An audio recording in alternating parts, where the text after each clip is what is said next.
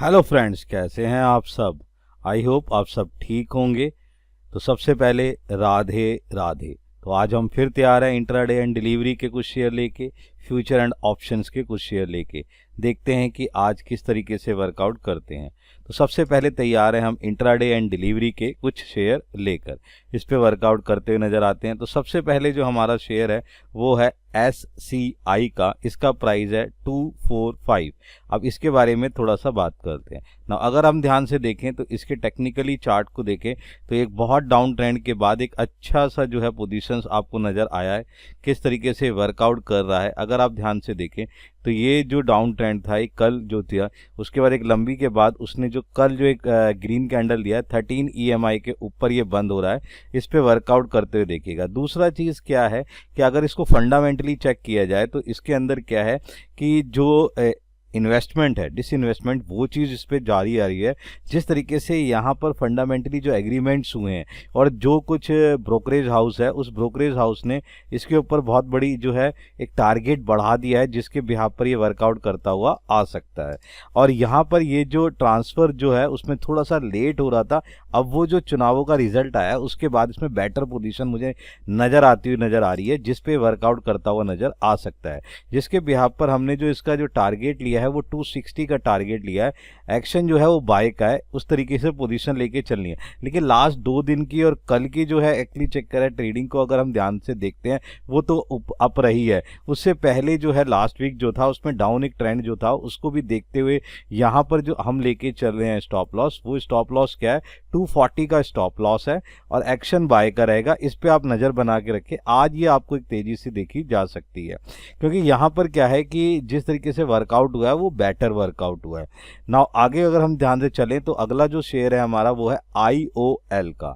यहाँ पे जो प्राइस है वो क्या है 378 का है। इस पे अगर नज़र मारते हैं तो इस पे वर्कआउट करता हुआ नज़र आ सकता है आपको। अगर ध्यान से देखें यहाँ पर, अगर हम देख रहे हैं वनडे चार्ट के अंदर, तो देखें तो एक अच्छा अप ट्रेंड हमें पोजीशंस पे नज़र आ रहा था। जो अप ट्रेंड है वो बेटर है, लेकिन कल हम इसमें बिकवाली देखी, जिसके बिहाफ पर हम ये कह सकते हैं कि थोड़ा सा डिप है। लेकिन एक और चीज़ है कि 13 EMI के ऊपर है हमारा जो इम्पॉर्टेंट लेवल है 350, ये उससे भी ऊपर पोजीशंस बनाए हुए हैं। जिस तरीके से ये लगता है कि ये अच्छा वर्कआउट करता हुआ जा सकता है। इसलिए यहाँ पर जो है दो तीसरी चीज़ जो हमने फंडामेंटली देखी कि इसका जो सेल रिवेन्यू और ऑर्डर बुक है वो बढ़ा है।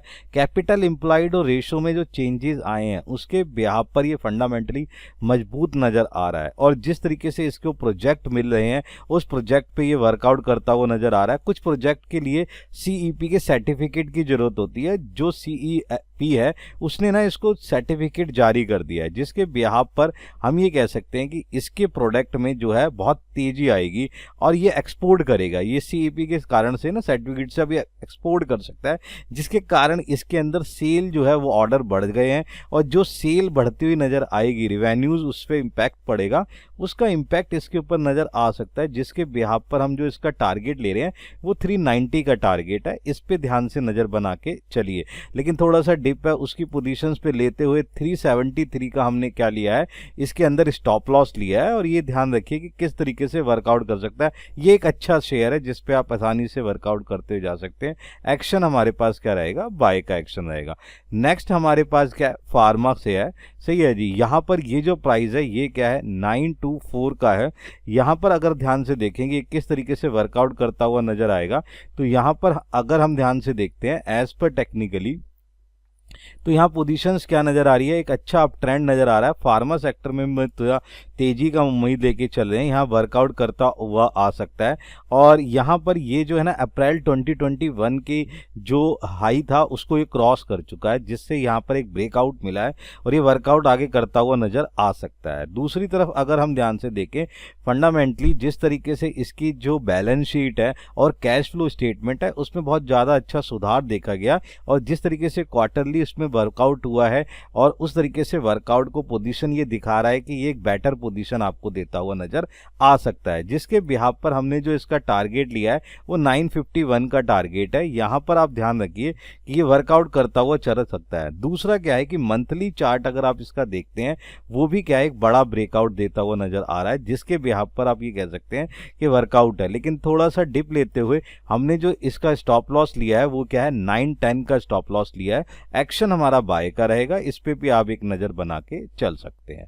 नेक्स्ट अगर हम ध्यान से देखें तो हमारे पास है बैंक सेक्टर से, यहाँ पे फेड बैंक का जो बैंक है उसका जो प्राइस चल रहा है 120 का प्राइस है, उस पर अब नज़र बनाते हैं। अगर हम ध्यान से देखें तो यहाँ पर अगर आप पोजीशंस को नज़र बना के चलें और उसको ध्यान से देखें तो आपको दो तीन चीज़ें नज़र आएंगी कि एक अप ट्रेंड के बाद 2 दिन से इस पे डाउन पोजीशन लगी है, लेकिन यहाँ पर ये 13 EMI के ऊपर पोजीशन दे चुका है। 2 से 3 चीज़ों पे आपने क्या नज़र रखनी है कि यहाँ पर टेक्निकली ये वर्कआउट दे रहा है कि लंबी ट्रेंड के बाद एक लंबा डाउन ट्रेंड था, उसके बाद इसने अप लिया है।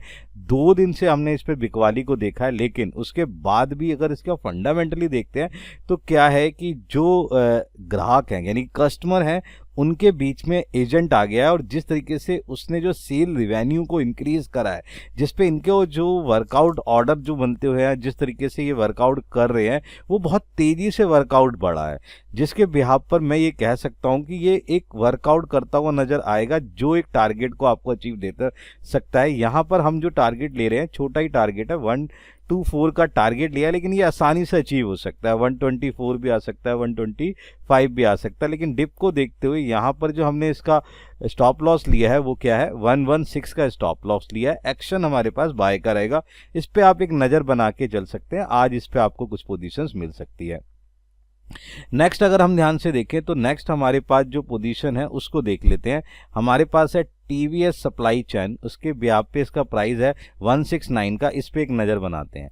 अगर हम ध्यान से देखें तो एक लंबे डाउन ट्रेंड के बाद एक अप ट्रेंड आया है जिसने 13 EMI को टच करते हुए वैल्यूएशन देने की कोशिश करी है, और जिस तरीके से ये वर्कआउट चल रहा है, जो ट्रेंड हम मुझे दिख रहा है वो एक बेटर ट्रेंड की तरफ लेके चल रहा है। दूसरी तरफ अगर फंडामेंटली देखें तो कैपिटल एम्प्लॉयड इसका बढ़ता हुआ नजर आया है, जिसके बिहाफ पर हम ये कह सकते हैं कि ये अच्छा वर्कआउट करता हुआ नजर आ सकता है। दूसरी चीज़ क्या है कि यहाँ पर जो है एक करार हुआ है इसका एग्रीमेंट, वो 5 ईयर्स के लिए एग्रीमेंट हो गया है, जिस पे ये आसानी से अचीव करते हुए नजर आ सकते हैं। इसलिए जो इसका हमने टारगेट लिया है वो क्या है, 173 का टारगेट है, लेकिन थोड़ा सा डिप को देखते हुए यहाँ पर जो स्टॉप लॉस है 167 का स्टॉप लॉस है। एक्शन बाय का रहेगा, इस पे भी आप एक नज़र बना के चल सकते हैं। नेक्स्ट हमारे पास वोल्टास का है। वोल्टास का प्राइस क्या है, 1460 है, इस पे एक नज़र बना लेते हैं, देखते हैं पोजीशन क्या है। अगर आप ध्यान से देखेंगे तो किस तरीके से अगर एक डिप को छोड़ दे तो बाकी तरीके से ये बहुत तेज़ी से वर्कआउट करता हुआ नज़र आ रहा है। नीचे से जिस तरीके से इसने पोजीशंस पकड़ी है और जो वैल्यूएशन निकली है वो बहुत तेज़ी से बढ़ती हुई जा रही है। और दूसरी बात क्या है कि इसका जो इंडस्ट्री के अंदर सप्लाई चेन है वो बढ़ता हुआ नजर आ रहा है, जिसके बिहाफ पर यहाँ पर जो टारगेट ले रहे हैं वो 1500 का टारगेट ले रहे हैं, लेकिन थोड़ा सा डिप पोजीशंस में जो जिस तरीके से चल रहा है उस पोजीशंस को लेते हुए हमने यहाँ पर क्या करा है कि इसके पास स्टॉप लॉस लिया है 1445 का, जो आपका एक्शन का बाय लेके चलना है, क्योंकि इस तरीके से इस पर वर्कआउट जो हुआ है वो बहुत तेज़ी से है। गर्मी के कारण इसमें सेल बहुत ज़्यादा बढ़ गई है, और आने वाले पे ऑर्डर जिस तरीके से मिले हैं उसमें सप्लाई ऑर्डर बहुत तेजी से बढ़ता हुआ नजर आ रहा है। इस पे आप एक नज़र बना के चल सकते हैं। नेक्स्ट है हमारे पास ICIC का, इसके अंदर प्राइस जो है 1645 है, इस पे एक नज़र बना के चलते हैं, देखते हैं क्या पोजीशन है। अगर आप ध्यान से देखेंगे 4 दिन की तेजी के बाद एक बहुत तेजी से डिप की पोजीशन आई है, लेकिन 13 EMI के ऊपर ये पोजीशंस बनाता हुआ जा रहा है, जिस तरीके से ये पोजीशन बेस्ट पोजीशंस में दिखा रहा है। दूसरा क्या है कि अगर हम देखें ध्यान से फंडामेंटली तो कैश फ्लो के साथ साथ जो profit and loss income statement में उसमें इनकम जो बढ़ी है उससे कैश पोजीशन पे बढ़ा है, जिससे कैपिटल एम्प्लॉयड में वैल्यूएशन बढ़ी है।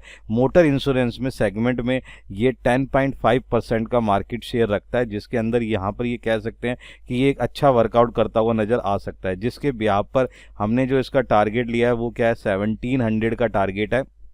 दूसरी चीज़ क्या है, इसके डिप को देखते हुए यहाँ पर हमने जो इसका स्टॉप लॉस लिया है वो 1630 का स्टॉप लॉस है। एक्शन हमारे पास क्या रहेगा, बाय का एक्शन रहेगा, इस पे आप नज़र बना के चल सकते हैं। ये भी एक अच्छा शेयर है जिस पे आप वर्कआउट करते हुए नज़र आ सकते हैं।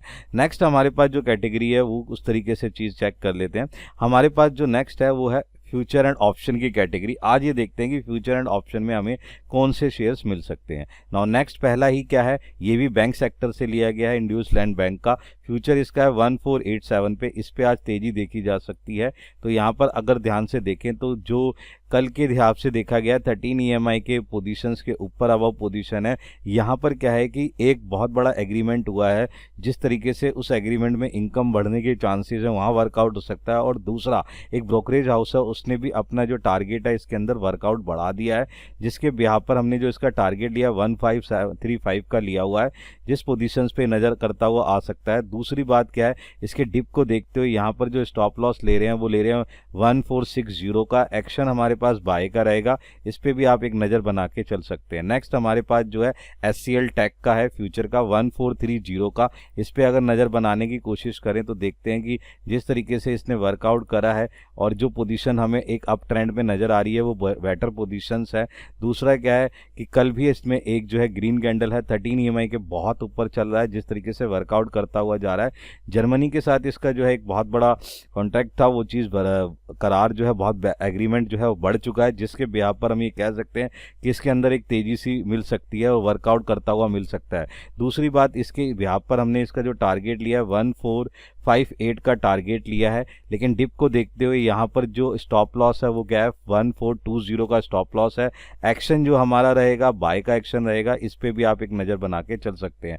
नेक्स्ट हमारे पास जो है ये देखते हैं कैटेगरी, उसके बिहाफ पर हम पोजीशंस को समझने की कोशिश करते हैं। हमारे पास क्या है, ऑप्शन की कैटेगरी है, L&T का टेक लेना है, 4900 का स्ट्राइक प्राइस है, टारगेट 135 का, इस पे एक नज़र बना लेते हैं। अगर ध्यान से देखें टेक्निकली चार्ट तो एक बहुत अच्छा पोजीशन दे रहा है, अप ट्रेंड की पोजीशन है, 13 EMI के ऊपर पोजीशन चल रही है, एवरेज पोजीशन वैल्यूएशन लेके चल रही है। इसके अंदर जो हमने टारगेट जो है 135 का, स्टॉप लॉस तो जो ले रहे हैं 105 का लेके चल रहे हैं। एक्शन हमारे पास बाय का रहेगा।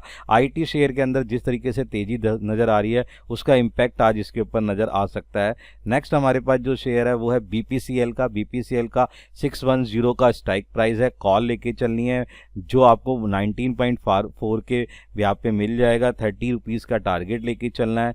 यहाँ पर अगर ध्यान से देखें तो BPCL के अंदर भी देखें तो एक अच्छा ट्रेंड आ चुका है, 13 EMI को टच करते हुए जा रहा है, जिस तरीके से इस पे वर्कआउट कर रहा है। HSBC की जो खरीदारी है उसने इसको कहा है कि इसको खरीदा जाए, वो ब्रोकरेज हाउस ने इस पर बहुत ज़्यादा पैसा टारगेट का अचीव लगा दिया है, जिसके ब्याज पे मुझे लग रहा है ये वर्कआउट करता हुआ नजर आएगा। लेकिन स्टॉप लॉस आपने लेना है 13 का स्टॉप लॉस लेके चलना है और इस तरीके से पोजीशन लेके चलनी है। एक्शन हमारा बाय का रहेगा। ये कुछ ऐसे शेयर है जिस पे आप वर्कआउट कर सकते हैं और काम कर सकते हैं। पिछली टाइम पे भी इस तरीके के शेयर्स हमने आपको दिए, उन पे नज़र बना के रखें और वर्कआउट करते रहें। नेक्स्ट फिर इसी तरीके से मिलते हैं हम अपनी नेक्स्ट सीरीज़ के अंदर। Good bye.